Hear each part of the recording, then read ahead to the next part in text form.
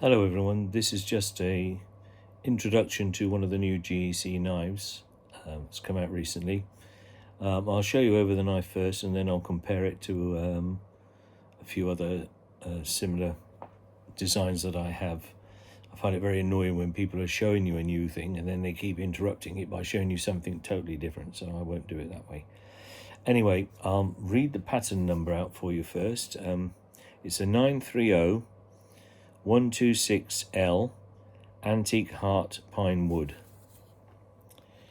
Now, I expect you might know the numbering system, but I'll explain it for those that might not. 93 is the frame or the pattern number. 0 is the blade shape, and this is a Warncliffe. 1 is one blade, it's only got one blade. 26 is the year of manufacture, 2026. L in this instance means long blade. LB would mean lock back. And when I say long blade, even though this is a short blade, there are two versions of this. And I'll just show you it's the Farm and Field range, and it's called the wood chipper. Though this is a short blade, there is actually an even shorter blade that they've made. The idea of this was it's called the wood chipper. It's for carving and whittling and that sort of thing. But actually, the longer of the two blades is actually very, very useful, particularly for us in the UK. So you've got damaged, weak hands like myself. A full handle is much more useful. And even though the blade's shorter, it's a good, useful EDC size, I would say. So the total length of the blade is 2 1/4, and the cutting edge, which is what we're supposed to be restricted to in England, not the blade length, is 2 inches. And it's a non-locking knife, so it's sub 3 inches, non-locking, so it's a legal EDC carry in England. Obviously not in schools, hospitals, football matches or whatever like that. But for general use, it's quite good for us here. Though bear in mind, I'm not giving you legal advice. Anyway, I've weighed it and it weighs about 60 grams. I told you about the length of the blade. This is a very good shape of blade. It's good for just general cutting tasks. You can puncture into plastic, wood, whatever with that. I haven't sharpened it yet. It's a little bit dull, so I shall give it a sharpen. I brought it second hand and I think it's been polished because this was a more tumbled finish in the pictures. I prefer to pinch open because my hands aren't very strong. Can't quite do it yet, though it's very easy with the nail nick. We've got a half stop. But I shall be using this, and once it gets patina, you find that these are easier to pull open. They're very slippery when it's a new piece of metal. This is carbon fibre, so it will patina up. Now, Farm and Field is the more basic range from GEC, but that's all relative because there's nothing really crude with any of the GECs. This was relatively, in GEC terms, £110, 120, a lower end price knife. But I think they've done this deliberately as well in some ways.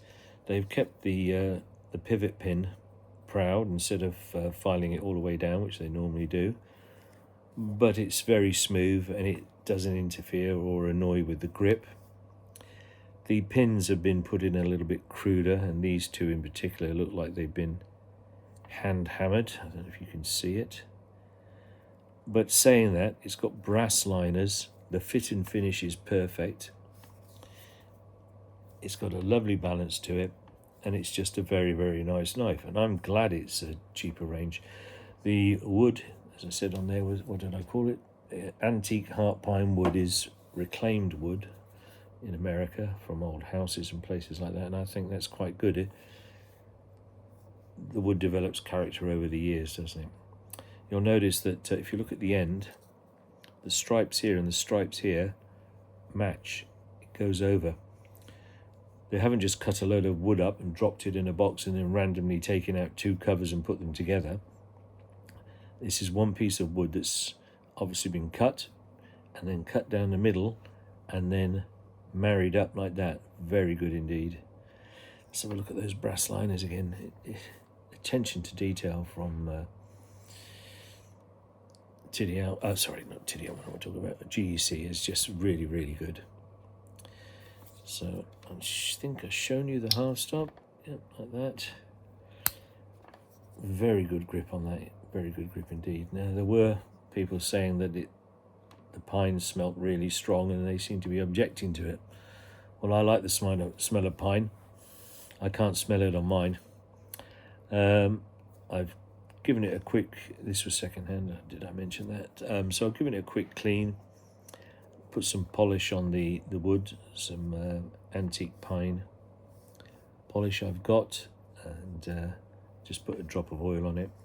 It's a bit blunt, so I shall be sharpening that up later.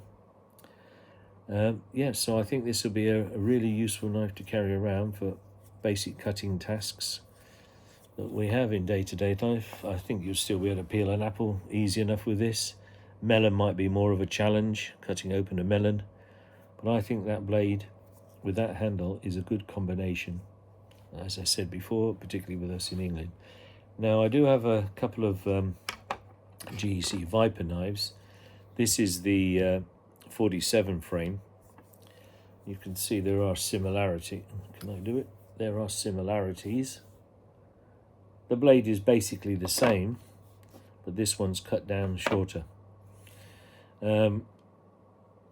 These are really nice knives as well, but the frame is slightly thinner on this one at the top here, I think you can see. And obviously they've ground the pin down on this. You can't see it on this one. These ones are, I've used these and they're not a strong pull, but also with the patina,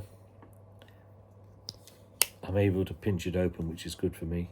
This is legal in the UK to carry, but I think with the length of the blade, people think it isn't when they see it.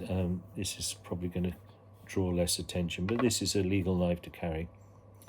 Wouldn't buy it otherwise. Very, very nice. This is the Tiddy Out version, which is slightly above that, and I've also got the North Field version. Desert Ironwood, I really like this Desert Ironwood, which is slightly above that. I say slightly above it in is they polish it more and they do a few embellishments on it. But personally, I prefer the basic Tiddy Out and the Farm and Field versions. I don't need all that fancy stuff. It's a tool to use. Well, a couple of years ago when I was in Spain, in Albacete, knife making capital of Spain, I brought this one, which is similar in concept, totally different blade, as you can see. But it's got a long handle and a short blade. This was made by a master craftsman there. It's a little bit longer than that one, quite a bit longer actually, but shorter than that one. This one is legal in the UK. It was the last one he had in the shop. That's not a crack, that's actually the wood itself. I think it was olive wood, I'm not sure. This doesn't have a half stop and it's stainless steel, but it's a similar concept. I think you see mushroom knives with this concept as well, longer handle and a short stubby thing there. I think that's to get in and get some leverage. So let's just compare three of them together like that. Yes, well, if you can get one of these, I think you find it a very useful tool. I'm liking it very much indeed, and I've only just got it. You just can't go wrong with GEC, generally speaking. The stuff is very, very well made, and it's the sort of thing you can pass down to your children. I forgot to mention the beaver tail badge on it, which is quite nice. That's also very fractionally proud, but you don't feel it in use, and I think this is something that will look better and better as you go along. I think this would be a very good tool for a farmer as well, opening string on hay bales or opening fertilizer bags, maybe even digging stones out of a lamb's foot, you don't know. But yes, it's a working tool. It's a good quality working tool, but it is a working tool. Anyway, that's it. Let me just give you another show and tell.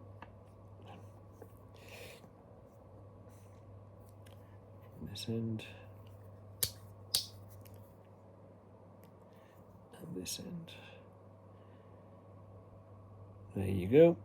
If you can get one of these, or if you can get one of these, I think you'll enjoy using it.